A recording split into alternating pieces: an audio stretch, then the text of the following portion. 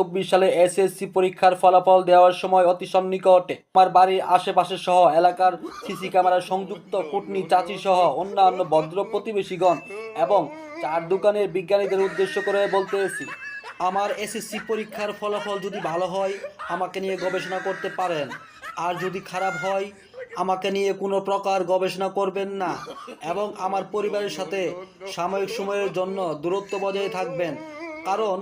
আমাকে নিয়ে আপনাদের করা গবেষণা কুটনামি আর গালগপ্পের ফল হিসেবে জুতা, খন্তি, ঝাড়ু সহ সকল কিছু আমার পিঠের উপর আঘাত হানবে।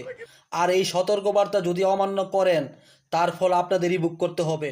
আর আমাকে নিয়ে বেশি গবেষণা করা হয় আমি নির্দ্বিধায় তাদের বাড়িতে গিয়ে উঠবো এবং পরের বার এসএসসি পরীক্ষায় অংশগ্রহণ করার আগ মুহূর্ত পর্যন্ত তাদের বাসায় থাকবো, পড়বো, তাদেরটাই খাবো, অন্যথায় আপনার বাড়ির গরজামে হয়ে যাব। সেজন্যই ফলাফল পাওয়ার পূর্বেই আপনাদের মঙ্গলের